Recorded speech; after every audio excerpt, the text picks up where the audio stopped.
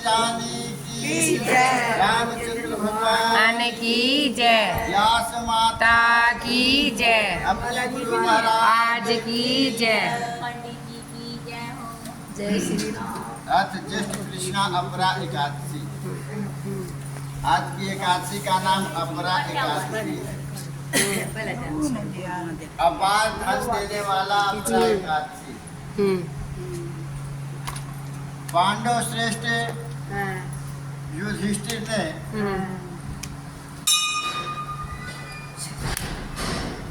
फिर से कहा कृष्ण भगवान से, अच्छा, अब आप कष्ट कर मुझे ज्येष्ठ कृष्णा एकादशी का महत्व बताने की कृपा करें। इस एकादशी का क्या नाम है तथा उसका महात्म्य क्या है। श्री कृष्ण भगवान ने प्रश्न किया। श्री कृष्ण भगवान ने प्रसन्न होकर कहा, हे राजन, इस एकादशी का नाम अपरा एकादशी है। यह अपार संपत्ति देने वाली एकादशी है। जो मनुष्य इस व्रत को करते हैं वे संसार में प्रसिद्ध हो जाते हैं। अपरा एकादशी के व्रत के प्रभाव से ब्रह्म हत्या, भूत जोनी, दूसरे की निंदा आदि अन्य सब जो पाप हो जाते हैं जाने अनजाने में, इस एकादशी से दूर हो जाता है। इस व्रत के करने से कुकर्म करने वालों का भी पाप जो है वह दूर हो जाता है। यदि अन्य सब पाप दूर हो जाते हैं, इस व्रत के करने से कुकर्म करने वालों के भी पाप नष्ट हो जाते हैं। न्यायालय में झूठ बोलने वाले, ठगी करने वाले, कपट व्यवहार करने वाले यदि शुद्ध हृदय से क्षमा मांग कर यह व्रत करें तो निष्पाप हो जाते हैं। युद्ध क्षेत्र से पीठ दिखाने का जो पाप लगता है वह भी धुल जाता है।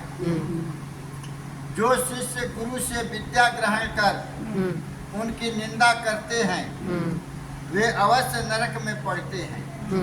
ऐसे शिष्य यदि अपने अपराध की क्षमा मांगे और अपरा एकादशी का व्रत करे तो पाप से मुक्त हो जाते हैं।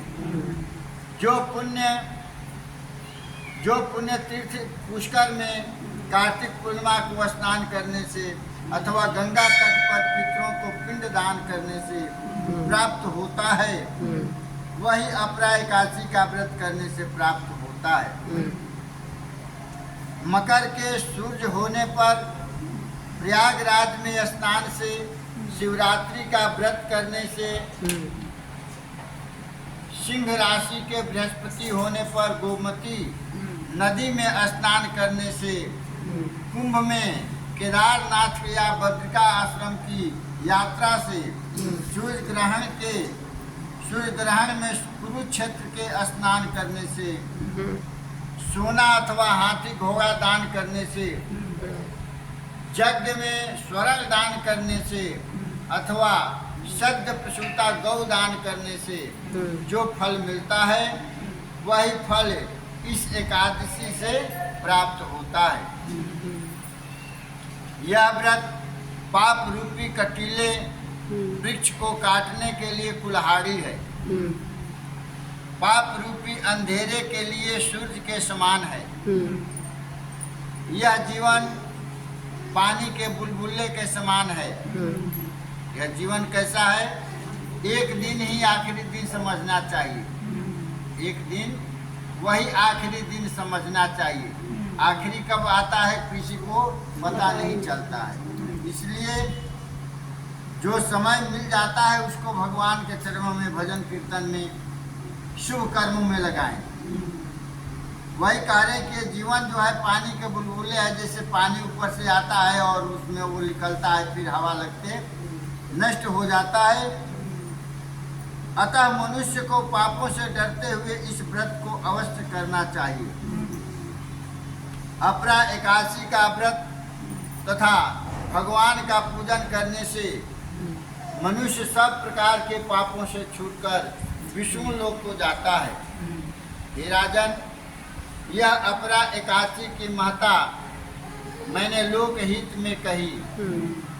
यह संतों को सुख देने वाली है। अपरा एकादशी का व्रत अन्य अनेक दान पुण्य व्रत संयम के अतिरिक्त करना चाहिए। ये सब जब व्रत करते हैं तो उसमें दान भी करना चाहिए, संयम से रहना चाहिए और व्रत जो है पूर्ण होने तक चुगली चपारी नहीं करना चाहिए। व्रत संयम के अतिरिक्त करना चाहिए। भगवान विष्णु की जो जितनी भी भक्ति करता है उसमें वृद्धि का आदेश देती है।